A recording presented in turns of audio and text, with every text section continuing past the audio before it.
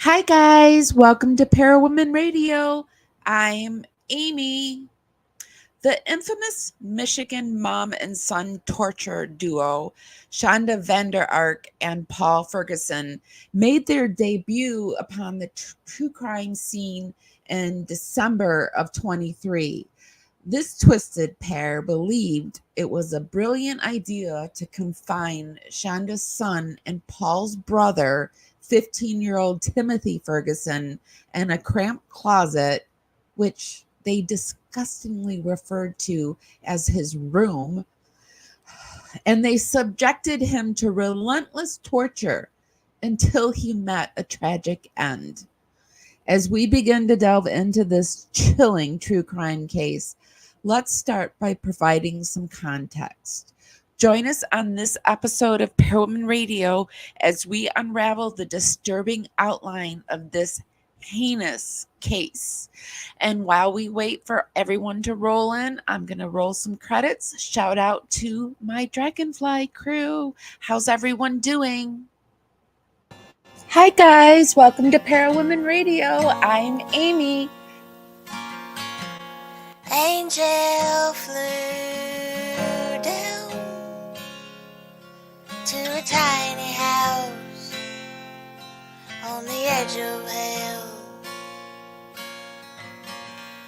Ain't no garage or a swimming pool, just a sad old friend who thinks he's cool.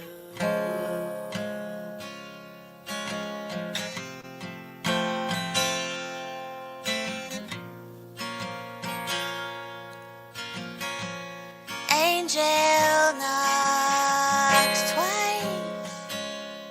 She says, "Let me in." And then his withered old face says, "Where have you been? Where have you been?" She says, "Hello. Aren't you tired of this?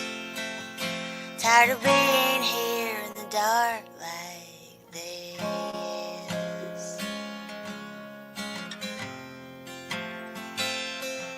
Like this?" And he says, "No, I don't miss the light. I don't need a thing. Can you say tonight?" Okay, how's everyone doing tonight? We're going to cover this case, which is truly disturbing. I remember it first popping up because I was doing a live miss instead of doing a vlogmas. Since I like to do lives, I decided to call it live miss, and I did 25 days of Christmas. And this was December 23, and it popped up during it, and I was like, "Oh, let me, see what this case is all about." And wow, wow, it's truly an awful, awful case. So we're going to get into it. But before we do, if we could start that algorithm dance party that I like to do, just start warming your fingers up and dance them right up to that thumbs up and hearts button. We're coming to you today on Facebook, YouTube, and X. Hi, guys. And a special shout out to my replay crew. I love you guys. So yeah, that's what we're going to be doing tonight.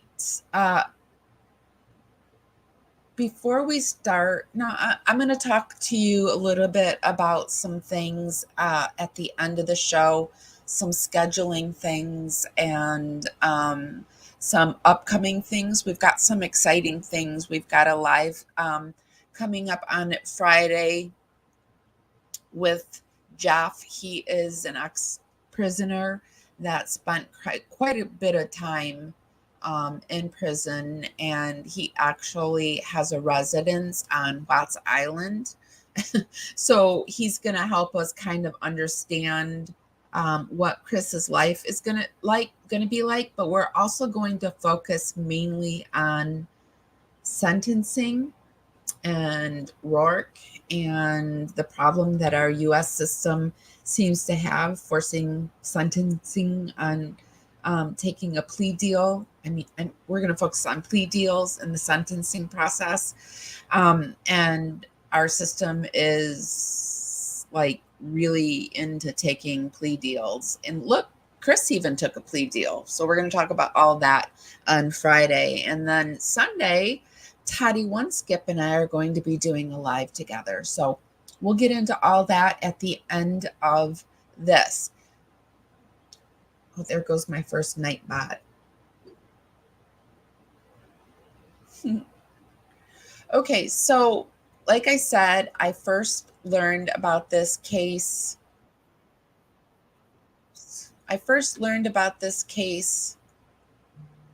When I was doing the live miss. Let me share my screen. Hold on.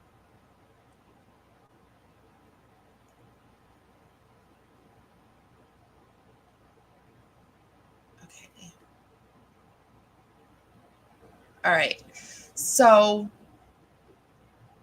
and I have to put it, let me rearrange myself. I like to hang out down at the bottom.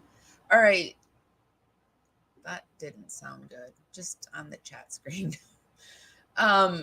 So I learned about it first doing my live miss, and in working this live up, I realized how much I have like came in just since December, but it's almost a half a year, but still I've come a long way. And this was me during the live miss, and this was just after they were closing. So this case is in the can. She was found guilty on both counts, manslaughter, or on child abuse and first-degree murder. So first-degree child abuse and first-degree murder. So that was Shanda's case, but I thought it would be good for us to pop it back and kind of share what this case is all about. Hold on. What does it even mean, and who is involved in the case? So this is from Michigan Live, Muskegon. Timothy's tragic story, teen unalived by mom exposes troubling holes in child welfare system. And this is the system that I worked in. When I worked in the foster care system, I was a social worker for foster care kids and their families. And so Michigan is where, but it was Muskegon is, I think it's further up north. I was in the Detroit metro area. I was in Detroit. Our offices were in Southfield only because if you had offices in Detroit, you had to pay extra, and no place wanted to pay extra. So it was all in the outlying places around Detroit, but all of my clients were in and around the Detroit area. And this is little Timothy. Legos were everywhere, hundreds of little colorful bricks. The building blocks for Timothy Ferguson's imagination covered his bedroom floor after he meticulously followed the Lego kit instruction piece by piece, or used his creativity to make his own masterpieces. They didn't always make it into the tote or in the corner of the room. Family members knew they better be wearing tennis shoes when setting foot in Timothy's room. His older sister recalls. And just for a,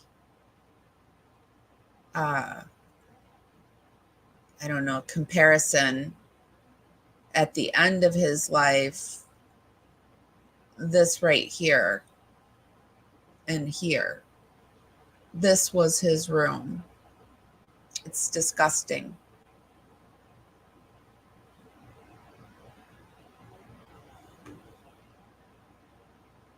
Okay.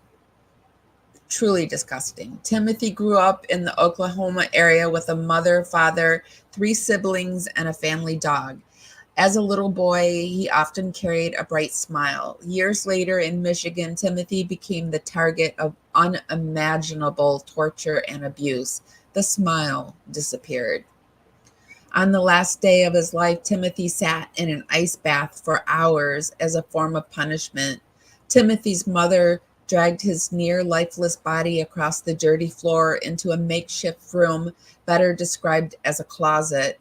The space was barely big enough to fit a crib mattress in. His mother showed little compassion for human life as she put her son into the closet for the night.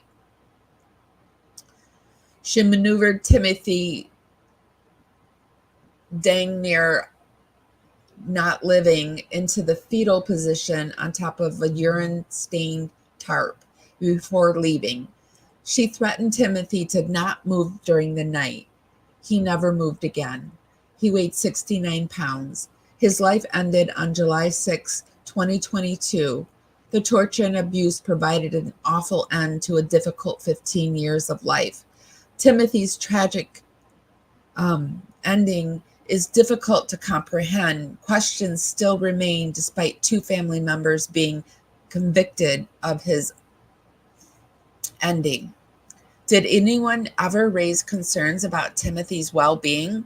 Did red flags alert authorities to potentials for disaster? How could a mother treat her child this way? How did a parent who was legally limited to 3 hours of supervised visits a month end up with Timothy in her care? To try to answer those questions, the Chronicle spent months sifting through thousands of documents, police reports, and social service records that show holes in the child welfare system and failures of the parents.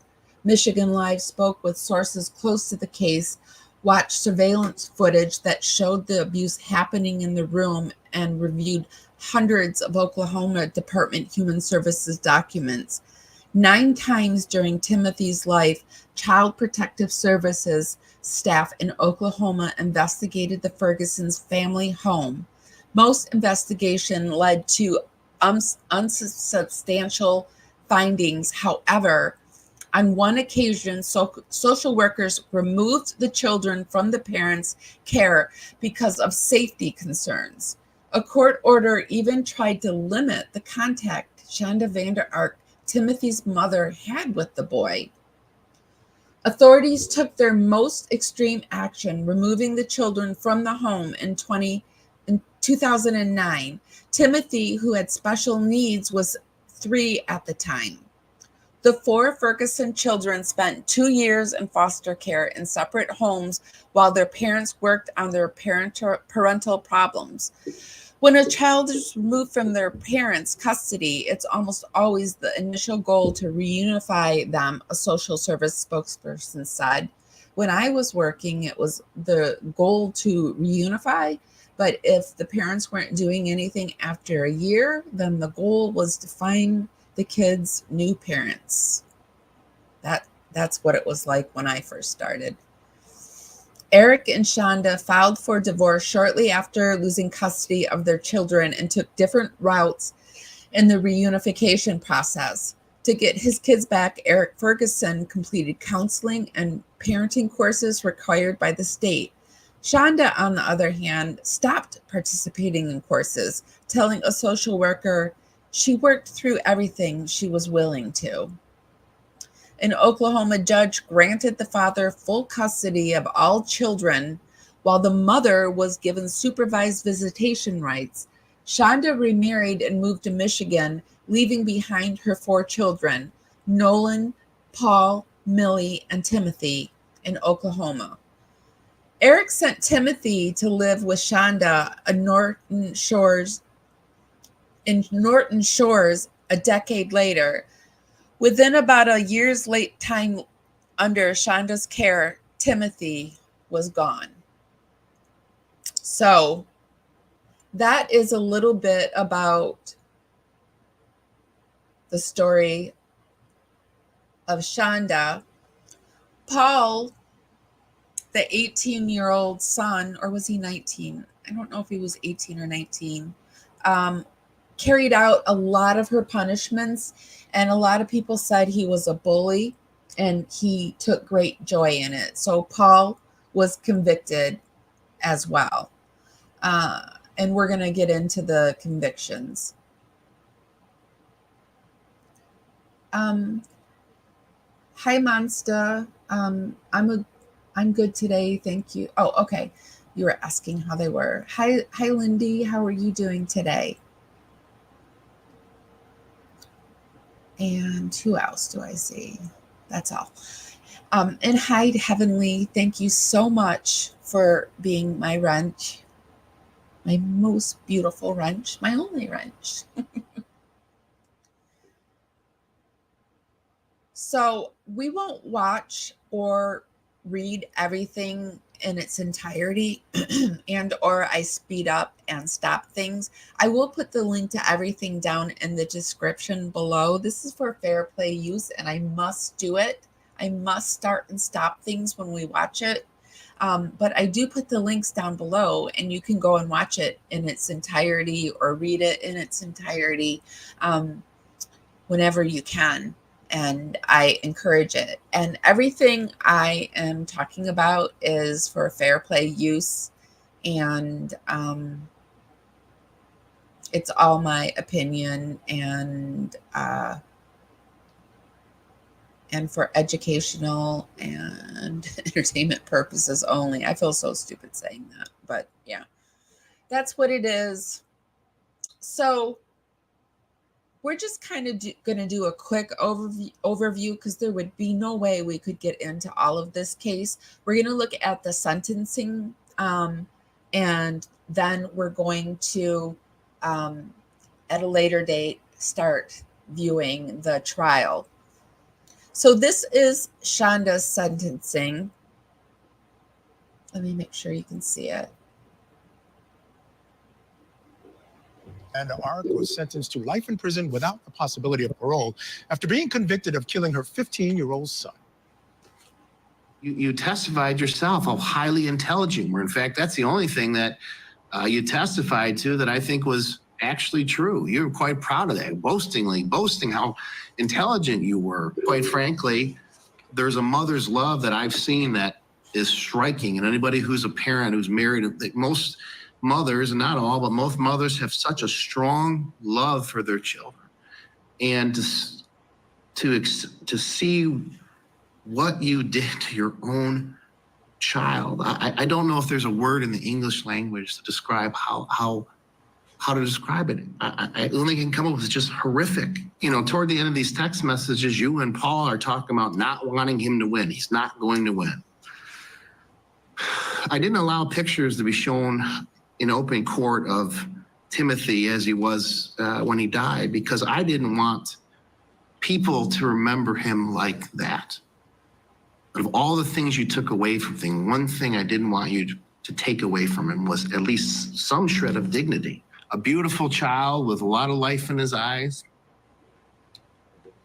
That's who your son was. And you took that from him. I'm choosing to remember him as a happy individual with life, not as an individual. And that's the picture I want people to remember of your son. You took that from him. You took it from him. For what reason, I don't know. Mr. Johnson's right. There is something broken in you. I don't know what that is, but it doesn't negate what you did here. So besides remembering him like that, I'm not going to let you hide in the darkness anymore. People know what you are now. They know what you did. Police found Timothy Ferguson dead and severely malnourished inside the family's home. The few photos of the victim taken around his death were deemed too graphic to be shown to the public. But this photo here was shown today in court. The jury deliberated for a little more than an hour before finding his mother guilty on all charges. Today at sentencing, her two oldest children addressed the court. Timothy was so smart. He could take anything apart with any tools or none at all. He had trouble focusing, but when he did, he was just as smart as the rest. This is his sister, and his sister was very, very, very close to him. And it's reported she's having a very hard time with this, which I can completely understand. The rest of his class. He made people angry, yes, but then he would look at you with those big baby blue eyes, and you could never stay mad at him. I knew him his whole life. I held him the day he was born, and I continued to try to hold his hand as long as he was by my side, until he wasn't.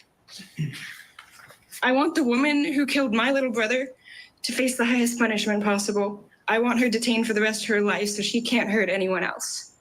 And I want the world to know that Timothy was wanted, if not by her, then by me. He was loved by me.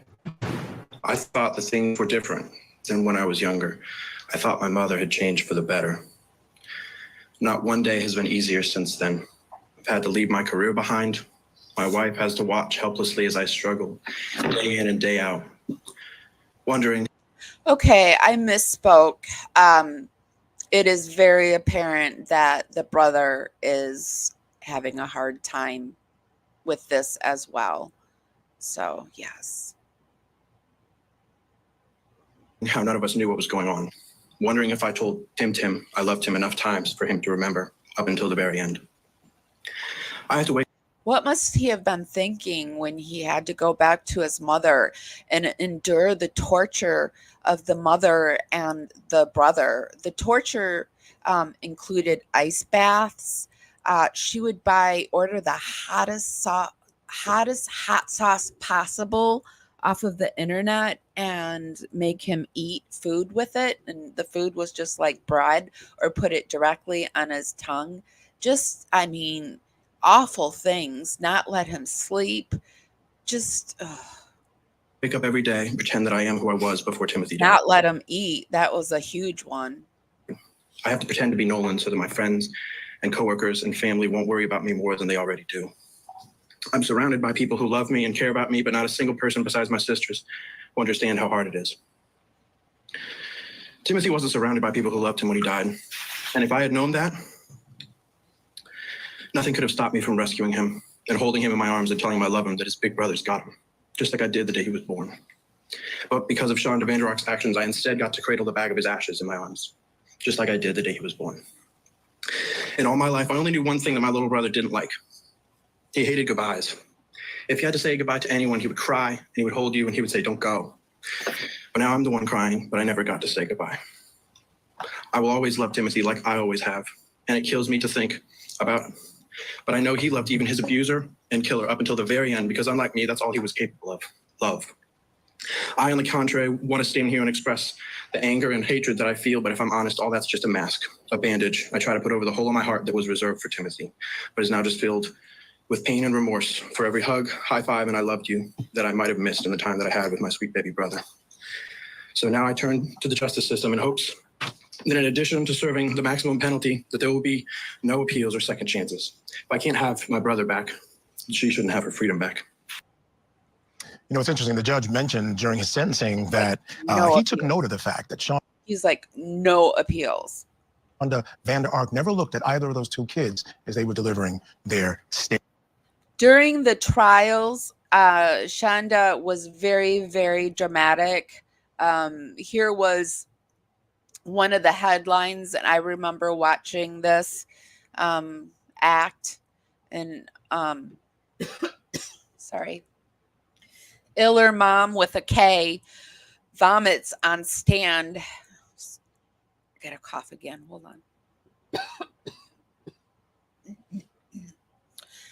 Iller with a K mom vomits on stand after being shown pictures of disabled 15-year-old son she starved to death. So here she was being very dramatic on the stand.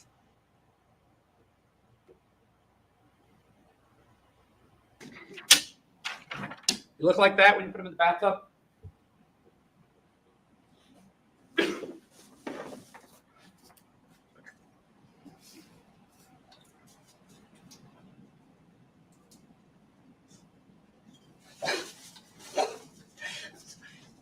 I'm sorry.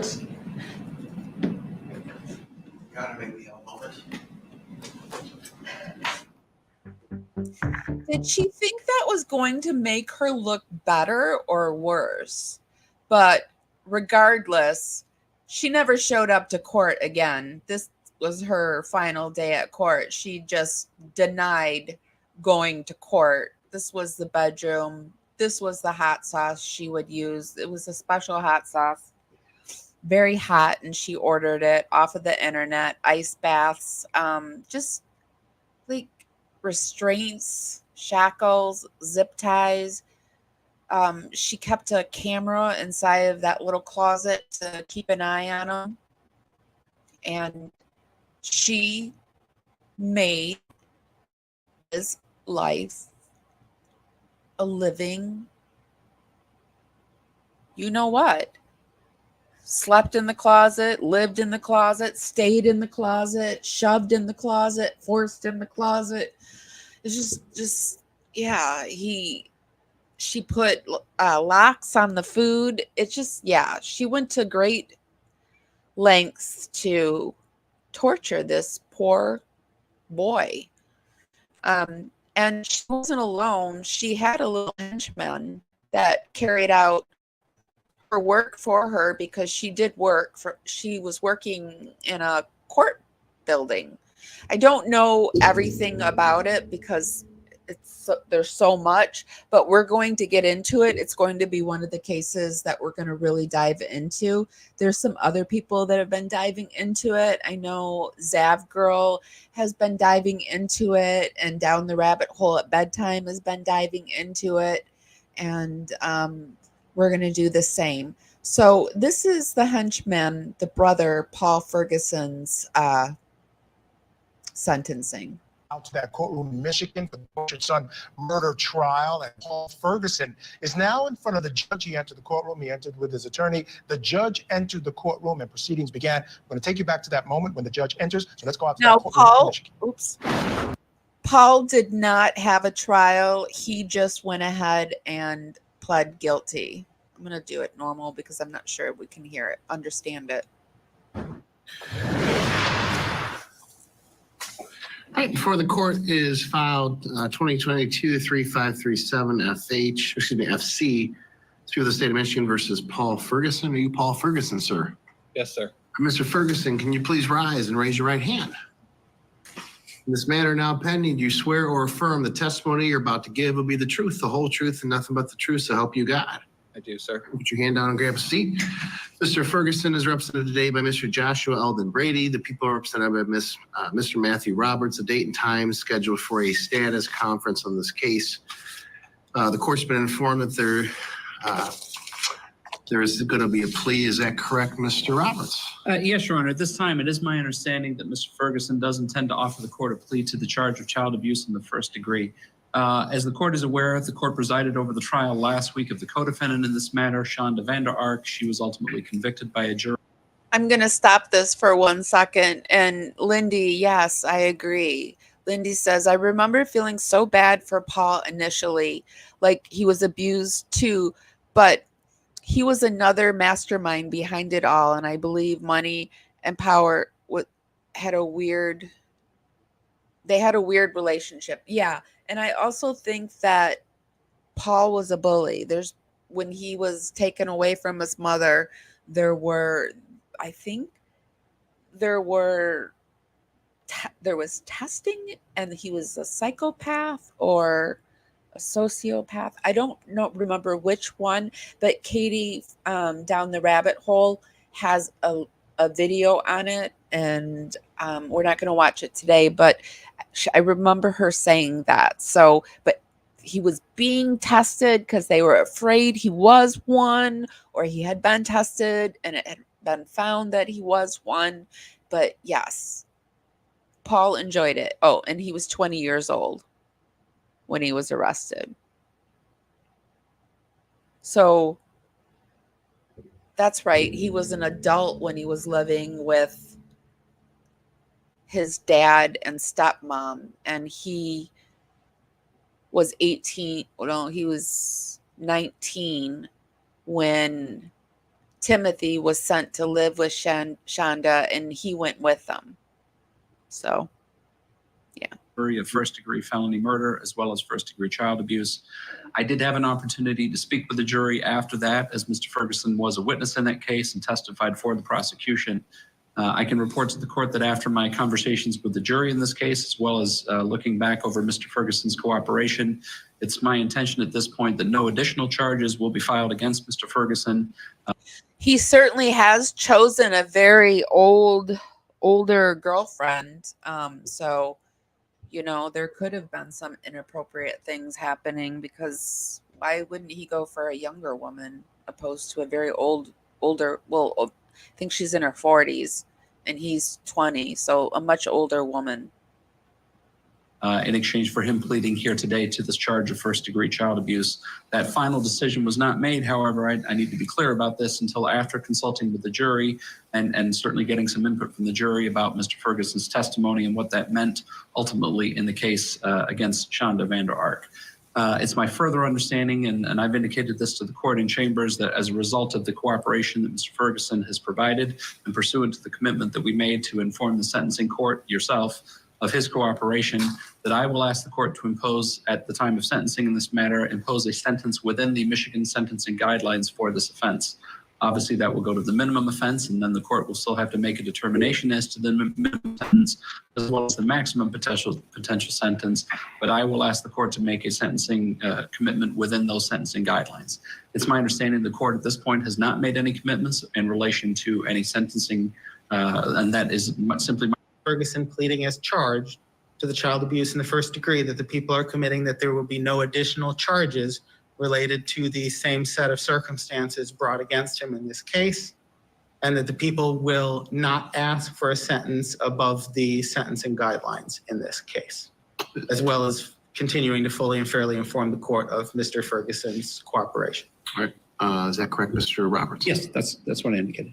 All right. Mr. Ferguson, did you hear the statements that were made by both Mr. Roberts as well as your attorney, Mr. Eldon Brady? That's what it was up here. She worked as a law clerk in a neighboring county when Timothy passed away, and she was arrested.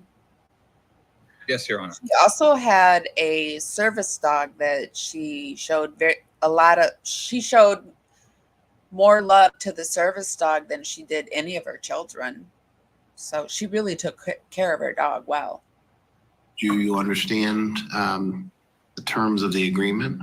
Yes, Your Honor. Now, you need to understand, although Mr. Roberts is going to make a sentencing recommendation to the court to stay within guidelines, that is not binding upon the court. Do you understand that? Yes, Your Honor. I have not committed to any particular sentence, and I told the attorneys essentially I'm not committing to stay even within the guidelines. There's a lot of things I need to see in terms of a pre-sentence report and in terms of some information that Mr. Eldon Brady intends to offer the court.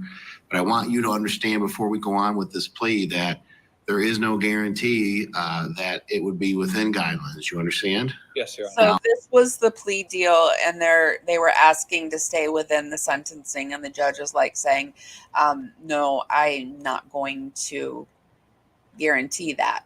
So moving along, this is Paul Ferguson's sentencing hearing. For nothing more than mercy and fairness, to offer me compassion so I might learn from him. I only hope to better myself in the coming days and serve my time with what little honor I have left, and to make right my faults in search of better tomorrow.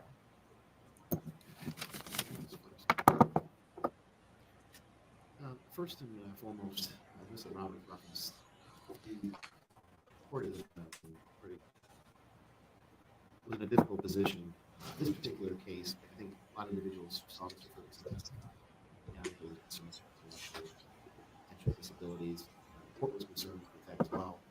There was also concern whether Mr. Ferguson was the target of manipulation on behalf of the mother. Okay, I had this problem even during my live miss, and so we're going to skip over this. Paul Ferguson got 30 to 100 years. So he does have he can get out of prison in his lifetime. He'd be 50 years old, obviously. So moving on, I wanted to show you a little bit about Katie from Down the Rabbit Holes. Oops, I need to take that down. I didn't realize it was up there. I need to, so we're going to watch a little bit Down the Rabbit Hole at bedtime. She's talking about like, okay, so Shanda has a girlfriend and Paul has a girlfriend now. And she's talking about how there's 4 type of people that go into prison. And she's talking about the 4th, the gay for the stay. And this is the one that she thinks is Shanda. Although her relationship is also related to type 3. In this relationship, an inmate seeks out love, emotional, and physical support in any way they can get it while on the inside. It's possible they were gay or bisexual outside of prison, which honestly may be the case with Shanda. But they've always chosen to appear like they are in heterosexual relationships outside of prison, and their switch on the inside often confuses friends and family. Let's take a listen to someone who explains it better than I ever could. I'm sure there are many additional relationships that occur within the prison system, but these are the 4 I identified through my research. And now we're going to talk a little bit more about Shanda and her specific relationship with her prison girlfriend. Hello. Hey, how are you? Okay, so looking up some current information on Shanda, she's currently being housed at Hernan Valley Complex Women's Prison. And one thing I thought was really funny about her information as listed on the inmate's website is just take a look down here at this. Just take a look down here in the corner at what's going on with this. It turns out that Shanda VanderArk possesses a tattoo on her left upper buttocks of a Playboy bunny. Now that's quite funny, given the history that I've provided to you in my deep dive about Shanda And we're going to take a quick look at that next. VanderArk. If you haven't seen that video, like go back and take a look at it, because I talk about like Shanda's family, that there is a lot of money, there are heiresses, that her mother seems to be apeshit crazy and tried to murder her grandmother. Like there's just so much going on, but there's also a history of being very involved in Christianity. So it's quite interesting to me that she has an upper left buttocks tattoo of Playboy bunny. I had been starting to wake up. It's okay.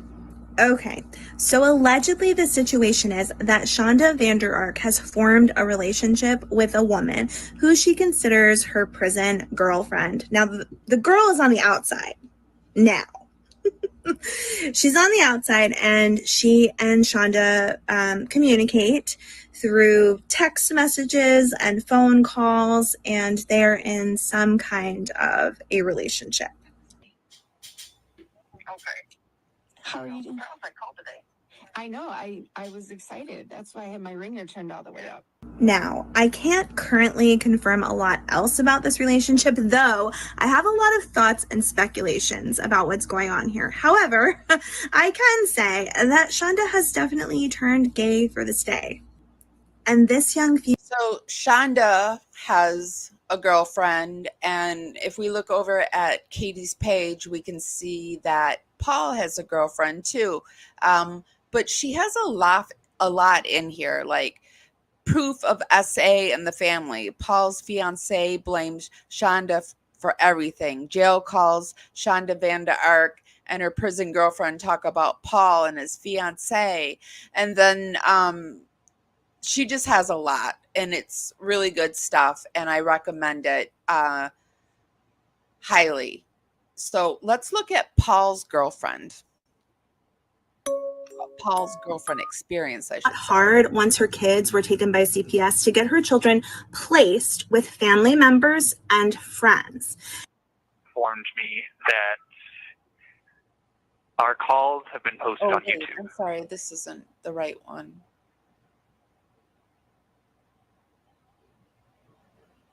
Hold on.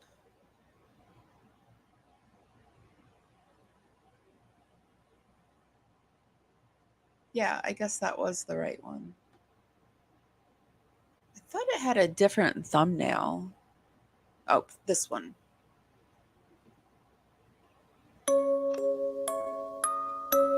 Follow you. Like, whole friends. We're here tonight to discuss what the hell is going on with Paul Ferguson in prison. He's a man who's been convicted of contributing to the death of his own little brother through torture and abuse. Yet, currently, he's spending his days and nights on the phone and on the iPad, texting and chatting with a woman named Jenny.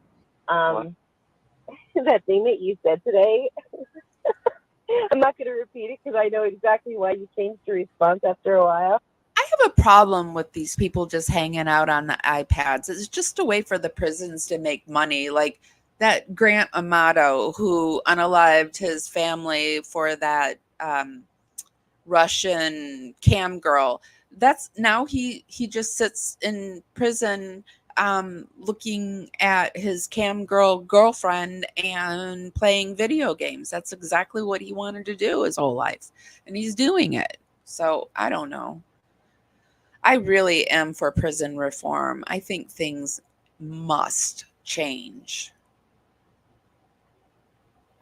Like, I can follow you, like without you even telling So me. here Like, she is. This is the prison girlfriend. These are her two adult. I think that's her son, but this is the girlfriend. if we're about something, right? And then, like, you know, so I think what happens sometimes, I think both of us sometimes forget, like, that we're being recorded. Yeah. I do want to say that Zab Girl is the one that has gotten all of these recordings. So she does get credit for the jail calls that Katie has been using. Like, we both said your brother's name tonight at different times. But I personally have the feeling that Jenny is very aware that she's being recorded at all times. She's actually putting on a show for all of us. Just my opinion. Shit. Oh, yeah, so finish telling me about your shit story where you fell asleep. So anyway, I was already late, so of course I didn't really care about the numb, practically dead feeling leg. I dragged myself out of the bathroom, and the manager looks at me as if like, what the fuck? Because I was bleary-eyed. She's like, are you okay? I'm like, no, I'm fucking exhausted. And she's like, do you want to take the day off? I looked at her with like this just, oh yes, please type look. Like, Okay, so basically Paul is going to spend hours talking to Jenny about like the fact that he used to work multiple jobs, and it was really hard on him. It was really difficult. He got tired. He wanted to take time off. Like his dad, this is when he was living with his dad in, I think it was North Carolina. And he was giving part of like his income to his dad and to his mom, Trish, so that they could afford to live. And because he was living with them, I mean, there's just a lot going on here. There's so many layers to what's happened to Paul and like how self-centered he is about it. The way that he looks at it is so messed up, but also like what is Paul is incredibly self-centered, just very, very self-centered, and it's all about him and etc., etc., etc. So that's the lineup of suspects that we will be talking about and delving into. This is the next case that I want to get into. Of course, I'm still going to be talking about the Watts case and Gypsy Rose. In fact, I hear the Watts people barking, and I'm answering the call. I've got Jeff, a different Jeff. A different Jeff, and I've vetted him, and he did time, and we're going to talk about the prison system and the plea deal and the justice system and all that good stuff coming up this Friday, 8 p.m. on Parawoman Radio, and Sunday I'm going to be doing a live at 1 p.m. with Toddy One Skip. We're going to be talking about the Gypsy Rose situation and microcephaly. I think this is a game changer. I think she has this. She has said that she has a chromosome disorder, and it causes all the symptoms and the problems that she would have had to go to the doctors for. So, hence, she needed to go to the doctor for these things, and the her salivary glands were reduced, and she still has a lot of drooling. And I looked it up, and microcephaly causes an excessive amount of drooling and just a lot of stuff.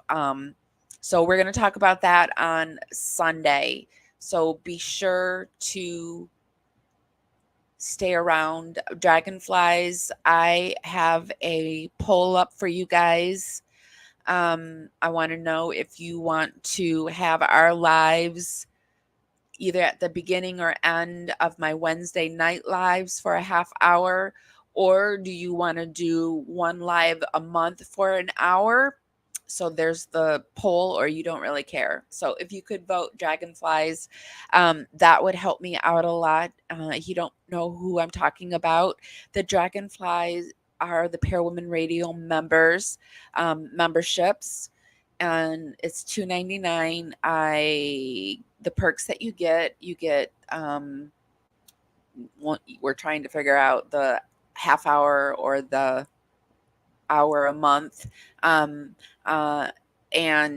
you also get videos released early, videos released just to you, membership badges, and emojis. I'm trying to work on the emojis. I'm trying to figure out the emojis. The emojis have me stumped because I just don't, I have the emojis. I just don't know how to give them to you. So we're closer though, you guys. We're a step closer to me figuring this all out, because it's all a huge curve for me. But I love it. I enjoy it.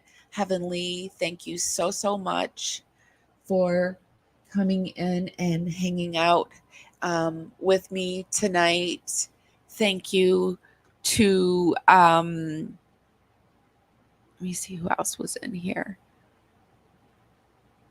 Lindy, thank you to Lindy, and thank you to, it started with an M, Mondstadt. Thank you so much for being in here. Thank you to the replay crew. I love you guys. And if nobody's told you this today, I am so, so, so grateful for you guys. And I love you guys so much. And I'll see you next time. Bye, guys. Hi, guys. Welcome to Parawomen Radio. I'm Amy. Angel flew down to a tiny house on the edge of hell. Ain't no garage or a swimming pool, just a sad old friend who thinks he's cool.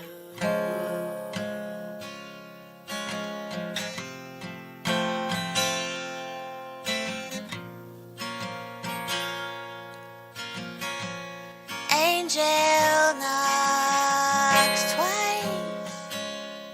She says, "Let me in." And then his withered old face says, "Where have you been? Where have you been?" She says, "Hello. Aren't you tired of this? Tired of being here in the dark like this?